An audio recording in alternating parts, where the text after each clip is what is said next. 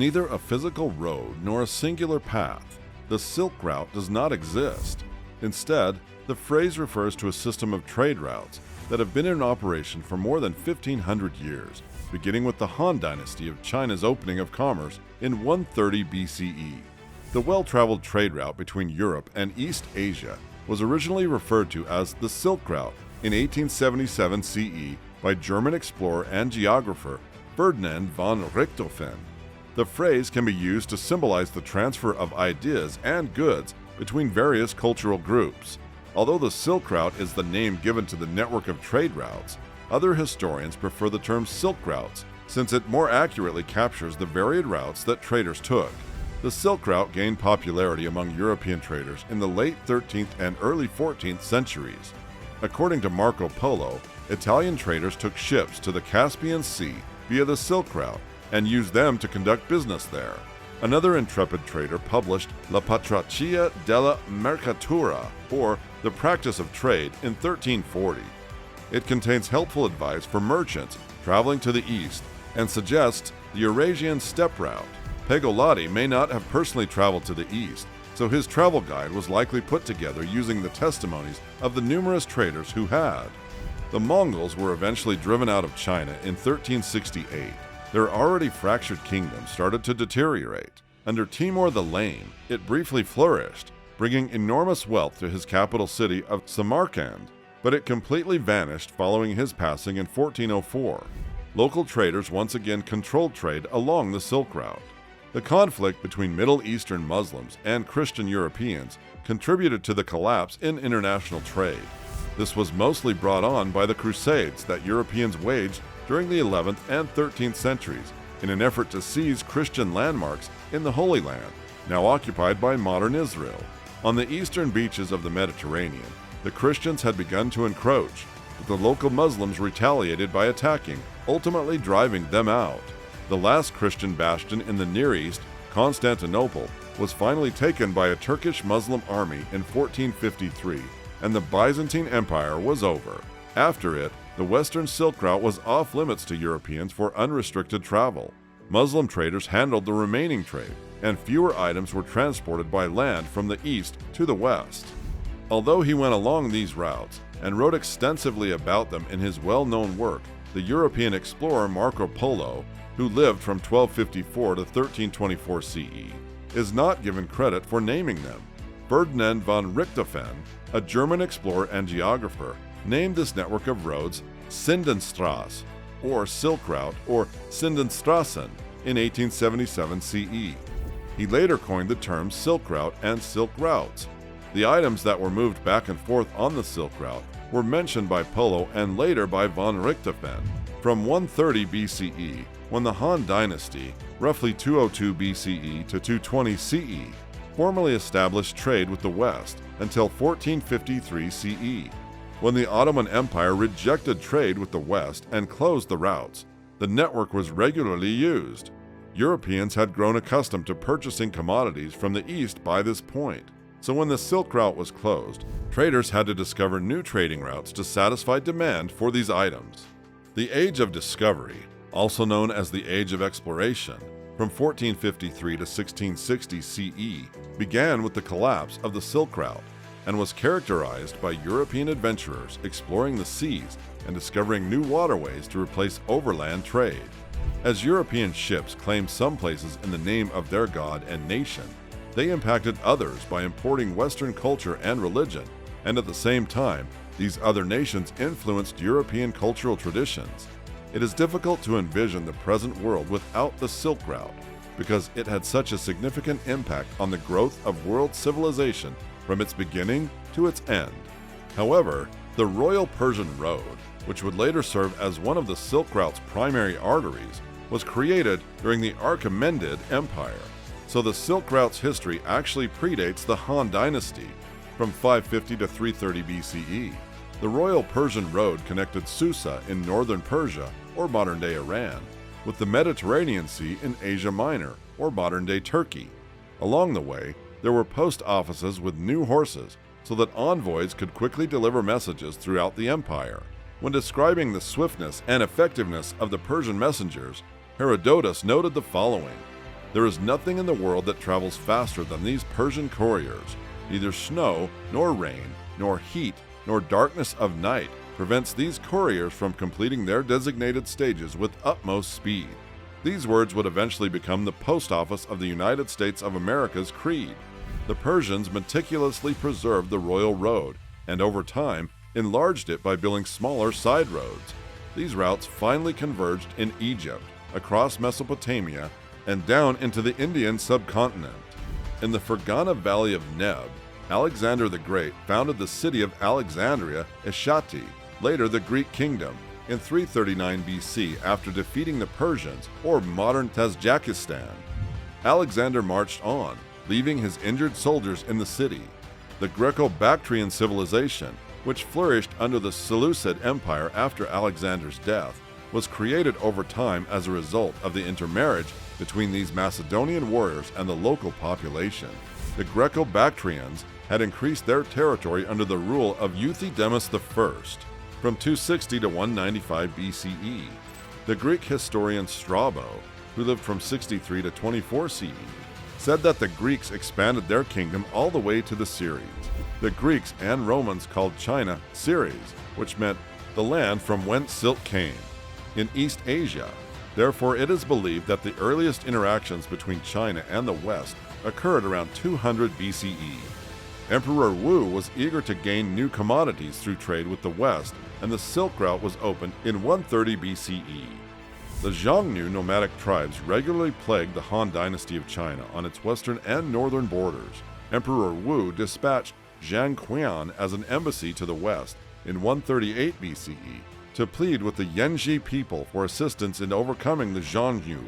The mission of Zhang Qian's expedition included an organized and effective horse breeding program across the nation to equip a cavalry, in addition to increased contact between China and the West. The horse was well known to the Chinese and had been employed in battle since the Shang dynasty, 1600 to 146 BCE, for cavalry and chariots, but they adored the Western horse for its size and speed.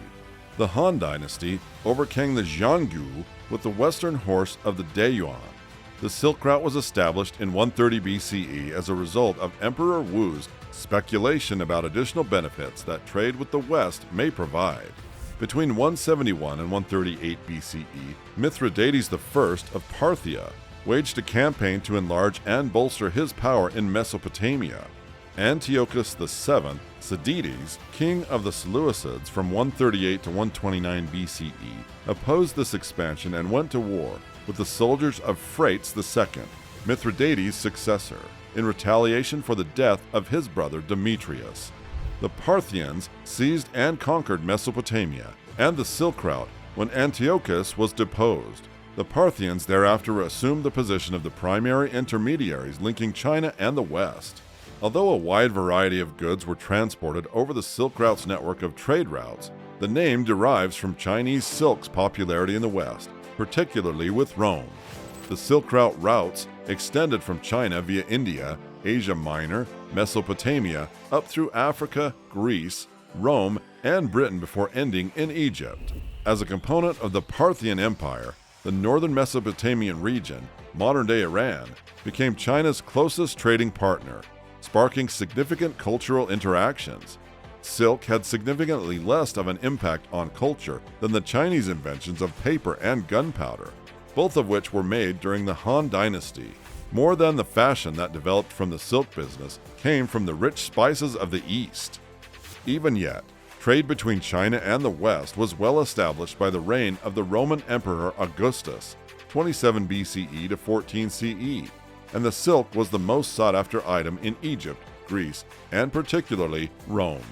Octavian Caesar, who later became Emperor Augustus, used the contentious issue of silk clothes to paint his rivals Mark Antony, who lived from 83 to 30 BCE, and Cleopatra VII, who lived from 69 to 30 BCE, as immoral. They both preferred Chinese silk, which was becoming more and more associated with licentiousness, and Octavian made use of this association to disparage his adversaries. Octavian would defeat Antony and Cleopatra, but he was powerless to stop the widespread use of silk. According to the historian Will Durant, The Romans thought silk was a vegetable product combed from the trees and valued it at its weight in gold. Much of this silk came to the island of Kos, where it was woven into dresses for the ladies of Rome and other cities. In AD 91, the relatively poor state of Messenia had to forbid its women to wear transparent silk dresses at religious initiations. The island of Kos became wealthy and luxurious through their manufacture of silk clothing. Conservative Romans were more vehement than Augustus in denouncing Chinese silk as immoral clothing for ladies and effeminate clothing for males during the time of Seneca the Younger, 4 BCE to 65 CE. However, despite these complaints, the silk trade with Rome continued, and the island of Kos prospered and grew opulent because of the production of silk clothing. As Durand explains, Italy enjoyed an unfavorable balance of trade, cheerfully buying more than she sold, but still exported rich goods to China, such as carpets, jewels, amber, metals, dyes, drugs, and glass. Silk continued to be the most valuable item in Rome up until the reign of Emperor Marcus Aurelius from 161 to 180 CE, and no amount of conservative criticism seemed to be able to halt the trade or fashion. Silk was still widely used even after Aurelius, despite getting more and more expensive up until the fall of the Roman Empire in 476 CE. Rome's eastern half, which became known as the Byzantine Empire and carried on the Roman adoration of silk, managed to endure. The West had learned by the year 60 CE that silk was actually spun by silkworms and not produced on trees in China. Once the origin of silk was known, the Chinese took great care to protect their silkworms and their method of extracting the fabric. In order to avoid paying the outrageous sums the Chinese demanded for silk, the Byzantine Emperor Justinian, who lived from 527 to 565 CE, dispatched 2 ambassadors to China dressed as monks in order to steal silkworms and bring them back to the West. The Byzantine silk industry was launched as a result of the plan's success. The Ottoman Empire destroyed all contacts with the West and closed the ancient silk routes after the Byzantine Empire was conquered by the Turks in 1453 CE. The Silk Route, which had been ruined, once more played a significant role in Chinese history during the Civil War. When the Japanese seized all of China's seaports in 1939, the Kuomintang government asked the USSR to construct an automobile road that partially followed the Silk Route's northern trade. The route traveled for nearly 3,000 kilometers from the Turkestan-Siberian railway station in Sari-Ozeks to Lanchao via Korgos, Kunja, and Kami. The Burmese road was closed in 1940 by Great Britain at Japan's request, making the Soviet Silk Route the only route for China to obtain help from the outside world. This road was used for military transportation between 1937 and 1941, containing the newest weapons and equipment. The Kuomintang government was able to survive in its conflict with the Japanese because of their deliveries. The Silk Route was most valuable for its cultural exchange. Together with these trade routes, every aspect of civilization, including art, religion, philosophy, technology, language, science, and architecture, was shared along with the goods that merchants transported from one nation to the next. The spread of the bubonic plague, which is assumed to have reached Constantinople along the Silk Route and devastated the Byzantine Empire in 542 CE, is proof that sickness also migrated along this network. Due to the closure of the Silk Route, traders were compelled to conduct their business on the sea, which ushered in the Age of Discovery and the emergence of a global community. The Silk Route helped people in its time to have a more comprehensive understanding of the world in which they lived. However, after it was closed, Europeans were inspired to cross the ocean to discover and eventually conquer the so-called New World of the Americas. This began the so-called Columbian Exchange, in which goods and values were exchanged between the Old World and the New World, universally to the detriment of the New World's indigenous people. In this way, it is possible to say that the Silk Route laid the foundation for the growth of the contemporary world. The Silk Route traversed some of the most difficult terrain in the world, such as the Pamir Mountains and the Gobi Desert, for roughly 6,437 kilometers, or 4,000 miles. The roads were frequently in bad shape because there was no single government to provide maintenance. Robberies were frequent. Traders gathered in caravans with camels or other pack animals for protection. To provide lodging for traveling merchants, enormous inns known as caravanserai began to appear throughout time. Few people made the entire trip, which led to the emergence of several middlemen and trading stops along the road. The impact of the Silk Route on history cannot be overstated. Along the Silk Route, ideas and religion were transported as easily as products. Along the way, small towns developed into multi-ethnic cities. Through the flow of information, new technologies and innovations that would alter the world were made possible. The strength of the Mongol Empire was aided by the introduction of horses, and the introduction of Chinese gunpowder altered the whole character of warfare in Europe and other lands. The Silk Route was also used by diseases to spread. According to some studies, the Silk Route was likely used by the Black Death to spread from Asia to Europe, where it wreaked havoc in the late 1340s CE. Faster routes between the East and West emerged throughout the Age of Exploration, although some sections of the Silk Route remain vital trade routes between many cultures. A portion of the Silk Route is now recognized as a World Heritage Site by UNESCO. The road is now being revived. A brand new double trade corridor, announced by President Xi Jinping in 2013, is expected to re-establish conduits between China and its western neighbors, most notably Central Asia, the Middle East, and Europe. The program would cover land routes, or the Belt, and maritime routes, or the Road, according to the Belt and Road Action Plan published in 2015, with the aim of enhancing trade links in the area, notably through infrastructure investments. Simply put, the new route is accessible to any nation that welcomes Chinese investments in its infrastructure, according to China's Foreign Ministry. Any nation that takes part in these enormous infrastructure projects would benefit from unheard-of Chinese investment. Additionally, China's official statements emphasize the Silk Route's positive associations. However, there are valid grounds for suspicion. If China is investing money, there is more going on than just a good ending. What benefits does the Chinese Communist Party expect from the One Belt, One Road initiative? One declared objective is to reduce the economic disparities between the interior of China, where income levels are significantly lower, and the highly developed coastline region, where the majority of the 650 million middle class live. More concerning are the unspoken objectives. Because of its reliance on maritime trade, 82% of China's imported crude oil in 2013 was transported through the Straits of Malacca, over which the U.S. still exercises control.